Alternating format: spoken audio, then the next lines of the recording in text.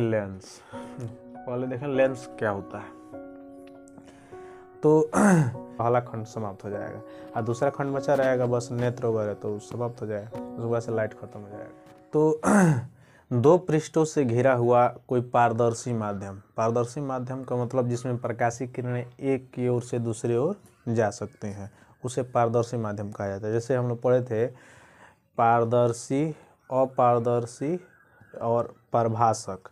तो पारदर्शक का मतलब होता है कि एक ओर से दूसरे ओर प्रकाश किरण चला जाए, पूरा आर पार हो जाए, वो पारदर्शी होता है। अपारदर्शी का मतलब होता है कि प्रकाशीय किरण बिल्कुल आर पार ना हो पाए, जैसे दीवार है तो ये इस प्रकाश इधर से उधर नहीं जा सकता है, तो अपारदर्शक हो जाएगा।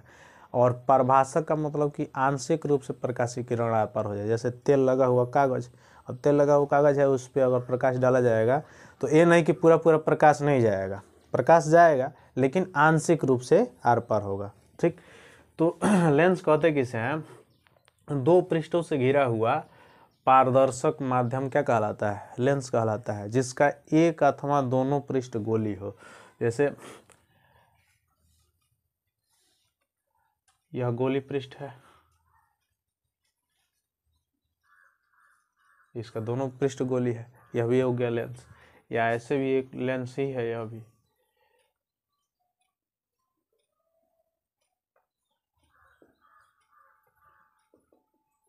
ये भी लेंस ही है, तो लेंस ही होगा। तो लेंस किसे कहते हैं? दो पृष्ठों से घिरा हुआ पारदर्शी माध्यम क्या कहलाता है? लेंस कहलाता है। यानी लेंस में किसकी घटना होती है? तो हम लोग पढ़े हैं अपवर्तन। किसकी घटना होती है? अपवर्तन की। परावर्तन की घटना किस में होती है? दर्पण में। और लेंस में अपवर्तन की घटना होती है। मुख्य रूप से लेंस जो होता है वह दो प्रकार का होता है। कितने प्रकार का? दो प्रकार का। पहला अवतल लेंस, दूसरा उत्तल लेंस। पहला अवतल लेंस, दूसरा उत्तल लेंस। अवतल लेंस को ही अपसारी लेंस भी कहा जाता है। अवतल लेंस को अपसारी लेंस कहते हैं और उत्तल लेंस को अभिसारी लेंस कहा जाता है। अभिसारी लेंस कहा जाता है क्यों? क्योंकि यह लेंस, अवतल लेंस, किरणों को क्या करता है? फैलाता है, इसलिए अपसारी लेंस है। और उत्तल लेंस किरणों को एक जगह केंद्रित करता है, माने विभिन्न जगहों से आने वाली किरणें एक जगह केंद्रित होती हैं एक बिंदु पर, तो यह अभिसारी लेंस होता है। अवतल लेंस किसे कहते हैं? तो चूंकि यह गोलीय लेंस का एक हिस्सा होता है, तो ऐसा लेंस जो किनारों पर मोटा, ऐसे हम लिख सकते हैं, ऐसा लेंस जो किनारों पर मोटा तथा बीच में या जिसका मध्यम भाग क्या हो? पतला हो, उसे हम कहेंगे कौन सा लेंस है? अवतल लेंस है। इन अवतल लेंस किसे कहते हैं? ऐसा लेंस जो किनारों पर मोटा और बीच में पतला हो, उसे कहते हैं अवतल लेंस। और उत्तल लेंस किसे कहते हैं या अभिसारी लेंस किसे कहते हैं? तो ऐसा लेंस जो किनारों पर पतला और जिसका मध्यम भाग क्या हो? मोटा हो। जिसका मध्यम भाग माने बीच का भाग मोटा हो, तो ऐसे उस लेंस को क्या कहते हैं? उत्तल लेंस कहते हैं। अवतल लेंस किसे या अपसारी लेंस किसे कहते हैं? ऐसा लेंस जो किनारों पर मोटा और बीच में पतला हो, वह अवतल लेंस हो गया। और उत्तल लेंस जो किनारों पर पतला हो और बीच में मोटा हो, वह हो गया तुम्हारा उत्तल लेंस या अभिसारी लेंस। अब हम लोग देखेंगे कि इसका वक्रता केंद्र क्या होता है। तो चूंकि इसमें दो वक्रता केंद्र होते हैं, चूंकि यह दो गोलों से बना हुआ है, एक इधर से एक गोला बना हुआ है और एक इधर से गोला बना हुआ है, तो दो वक्रता केंद्र है। तो पहले वाले वक्रता केंद्र को C1 और दूसरे वाले को C2 कहते हैं। ठीक, इसमें भी वही प्रोसेस होगा, उत्तल लेंस में भी। इसमें भी कितने वक्रता केंद्र हैं? दो है। यह होगा C1 और यह हो गया C2। अब इसमें एक मुख्य अक्ष होता है, मुख्य अक्ष, मेन एक्सिस। यह क्या है? मुख्य अक्ष है। क्या है? मुख्य अक्ष। मुख्य अक्ष किसे कहते हैं? तो किसी लेंस के प्रथम वक्रता केंद्र तथा द्वितीय वक्रता केंद्र की ओर जाने वाली काल्पनिक रेखा, किसी लेंस के प्रथम वक्रता केंद्र से द्वितीय वक्रता केंद्र की ओर जाने वाली एक काल्पनिक रेखा क्या कहलाती है? मुख्य अक्ष कहलाती है।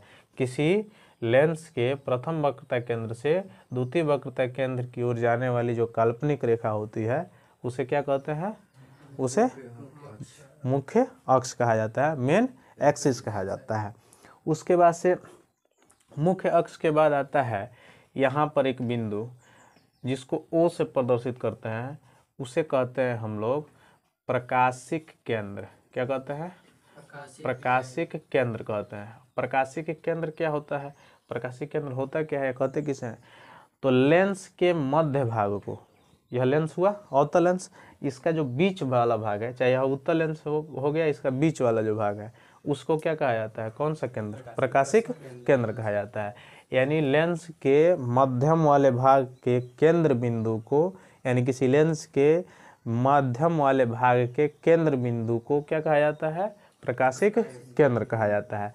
अब जैसे वक्रता केंद्र इसमें दो गो हुआ, वैसे फोकस, मुख्य फोकस भी दो गो होगा। एक इधर जो होगा बाएं साइड वह F1 होगा, जो दाएं साइड होगा वह F2 होगा। यानी बाएं साइड जो होगा वो प्रथम मुख्य फोकस होगा, जो दाएं साइड होगा वो द्वितीय मुख्य फोकस होगा। ठीक, दोनों लेंस में प्रोसेस होंगे। दर्पण में ऐसा नहीं होता था, मात्र एक ही मुख्य फोकस होता था। क्यों? क्योंकि वहाँ से प्रकाश टकरा के वापस चला जाता था, परावर्तन की घटना होती थी, इसलिए मुख्य फोकस एक था। लेकिन लेंस में परावर्तन नहीं होता, अपवर्तन होता है। माने एक माध्यम से दूसरे माध्यम में प्रकाशीय किरणें प्रवेश करती हैं तभी तो अपवर्तन होता है। तो एक माध्यम से दूसरे माध्यम में जाएगी तो पहले माध्यम में अलग मुख्य फोकस होगा जिसको प्रथम मुख्य फोकस कहेंगे, और दूसरे माध्यम में जो दूसरा मुख्य फोकस होगा उसको द्वितीय मुख्य फोकस कहेंगे। यानी F2 कहीं आएगा इसका मतलब कि द्वितीय मुख्य फोकस है, F1 आएगा इसका मतलब प्रथम मुख्य फोकस है, C1 कहीं आएगा इसका मतलब प्रथम वक्रता केंद्र है, और C2 आएगा इसका मतलब कि द्वितीय वक्रता केंद्र है। अब हम लोग देखेंगे टॉपिक वाइज कि लेंस में, किस लेंस में कौन कौन सा कैसा कैसा प्रतिबिंब बनता है। तो अवतल लेंस जैसे है, जैसे अवतल लेंस है, ठीक विपरीत होता है दर्पण के। अवतल लेंस में सदैव आभासी व सीधा प्रतिबिंब बनता है। कैसा बनता है? आभासी व सीधा प्रतिबिंब बनता है। लेकिन दर्पण में हम लोग देखे थे, अवतल दर्पण में वास्तविक बनता है और उल्टा बनता है। तो यह किसके समकक्ष हो गया? उत्तल दर्पण के समकक्ष हो गया। किसके समकक्ष हो गया? उत्तल दर्पण के। उत्तल दर्पण में हम लोग देखे थे कि उत्तल दर्पण में भी केवल और केवल आभासी और सीधा प्रतिबिंब बनता है। ठीक लेंस में, अवतल लेंस में भी कैसा प्रतिबिंब बनता है? आभासी और सीधा बनता है। ठीक यहाँ पे उत्तल लेंस में अगर आए तो उत्तल लेंस में कैसा प्रतिबिंब बनता है? तो वास्तविक व उल्टा बनता है। लेकिन वही दर्पण की अगर बात की जाए तो अवतल दर्पण में कैसा बनता है? तो अवतल दर्पण में वास्तविक और उल्टा बनता है। इसलिए मैं यहाँ पर दोनों को कंपेयर कर दे रहा हूँ क्योंकि दर्पण और लेंस में अंतर है। ठीक है, दर्पण में फिर देख लीजिए, दर्पण में अवतल दर्पण में वास्तविक और उल्टा बनता है, और लेंस में, उत्तल लेंस में वास्तविक और उल्टा बनता है। ठीक वैसे ही दर्पण में अगर देखा जाए तो उत्तल दर्पण में आभासी प्रतिबिंब बनता है और सीधा बनता है, और लेंस में, अवतल लेंस में आभासी और सीधा बनता है। दोनों एक दूसरे के समकक्ष होते हैं। तो इस तरह से रहा यह। अब हम लोग अगला टॉपिक देखेंगे कि किस किस तरह से। अब हम लोग देख लें लेंस द्वारा प्रतिबिंब बनने की शर्त। लेंस में जो प्रतिबिंब बनता है उसका क्या शर्त है? पहला, जब यह क्या है, यह क्या है? मुख्य अक्ष है, यह मुख्य अक्ष है, और ये क्या है? किरण है। ये सब किरणें जा रही हैं। तो पहला कंडीशन, जब मुख्य अक्ष के समानांतर किरण आती है, मुख्य अक्ष के समानांतर किरण आती है तो अपवर्तित होने के पश्चात, यानी उसका जब अपवर्तन होता है तो अपवर्तित होने के पश्चात वो सब कहाँ पर मिलती हैं? तो F2 पर मिलती है। F2 का मतलब द्वितीय फोकस पर मिलती है। कहाँ पर मिलती है? द्वितीय फोकस पर। पहला कंडीशन याद रखेंगे कि जब मुख्य अक्ष के समानांतर कोई किरण आएगा, चाहे कोई भी लेंस हो, चाहे अवतल लेंस हो चाहे उत्तल लेंस हो, तो वह किरणें अपवर्तित होने के पश्चात कहाँ मिलेंगी? तो द्वितीय मुख्य फोकस पर मिलेंगी, यानी F2 पर जाके एक दूसरे को प्रतिच्छेदित करेंगी या F2 पर जाकर केंद्रित होंगी। ठीक, पहला कंडीशन, यानी पहला कंडीशन क्या कि जब प्रकाशीय किरणें मुख्य अक्ष के समानांतर आएगी तो F2 पर जाके मिलेगी, अपवर्तन होगा। तो दूसरा कंडीशन कि जब वही प्रकाशीय किरण यह मुख्य अक्ष हो गया, मेन एक्सिस हो गया, जब वही प्रकाशीय किरण मेन एक्सिस, जब वही प्रकाशीय किरण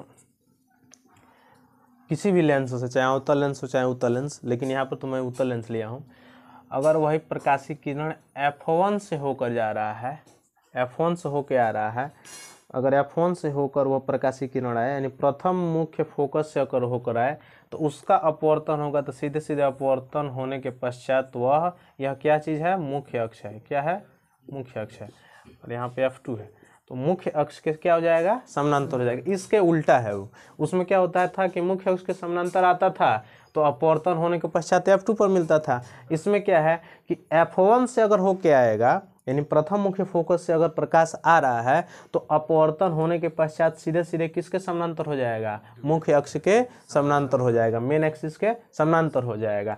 और तीसरा कंडीशन अगला कंडीशन देखेंगे, जब प्रकाश जो है O से, लेंस के O से होके जाए, O का मतलब हो गया कि प्रकाशिक केंद्र से होके जाए, प्रकाशिक केंद्र से होके जाए। तो जब, जैसे हम लोग दर्पण में पढ़े थे कि दर्पण में प्रकाश जब C से होके जाता है तो सीधे सीधे चला जाता है, वापस सीधे चला जाता है, मतलब उसका परावर्तन नहीं होता है। ठीक वैसे इसमें भी है, इसमें प्रकाशिक केंद्र से होकर जब जाएगा तो प्रकाश का अपवर्तन नहीं होगा, यानी प्रकाश सीधे निर्गत हो जाएगा। यानी किसी लेंस के प्रकाशिक केंद्र से अगर प्रकाश होकर गुजर रहा है या जा रहा है तो वह प्रकाश सीधे सीधे गुजर जाएगा, यानी सीधे सीधे निर्गत हो जाएगा, उसका अपवर्तन नहीं होगा। यानी उसके किसी लेंस के मध्य भाग के केंद्र बिंदु अर्थात प्रकाशिक केंद्र से अगर प्रकाश जा रहा है तो सीधे सीधे वो निर्गत हो जाता है, वह कहीं से अपवर्तन उसका नहीं होता है। तो तीन कंडीशन देखें हम लोग। पहला कंडीशन कि जब प्रकाश मुख्य अक्ष के समानांतर होकर आ रहा है तो सीधे सीधे अपवर्तन होने के पश्चात F2 पर मिल रहा है, द्वितीय मुख्य फोकस पे। दूसरा कंडीशन कि जब प्रथम मुख्य फोकस से आ रहा है प्रकाश तो अपवर्तन होने के पश्चात मुख्य अक्ष के समानांतर हो जा रहा है। और तीसरा कंडीशन कि जब प्रकाशिक केंद्र से होकर जा रहा है तो सीधे सीधे निर्गत हो जा रहा है, उसका अपवर्तन नहीं हो रहा है। यह तीन कंडीशन हम याद रखेंगे। तो अवतल लेंस नहीं, अवतल लेंस में तो आभासी प्रतिबिंब बनता है। उत्तल लेंस में जो 6 कंडीशन होते हैं कि प्रतिबिंब बनना, जो वास्तविक और उल्टा प्रतिबिंब बनता है, उसको हम लोग देखेंगे। हालांकि 5 में ही वास्तविक और उल्टा बनता है, छठा वाला में नहीं बनता है। छठा वाला में बहुत पास वस्तु आ जाता है, अर्थात वस्तु जो होता है वह प्रथम मुख्य फोकस और प्रकाशिक केंद्र के मध्य आ जाता है, तो उसमें आभासी बन जाता है। अन्यथा सभी कंडीशन में वास्तविक और उल्टा बनता है, तो वह कंडीशन तभी हम लोग पढ़ पाएंगे जब ये सारे कंडीशन याद हो, क्योंकि उसमें भी डायग्राम बनाना पड़ेगा और डायग्राम इसी से आएगा, इसी से स्पष्ट होगा कि वस्तु कहाँ कहाँ रखा जा रहा है तो कैसा कैसा उसका प्रतिबिंब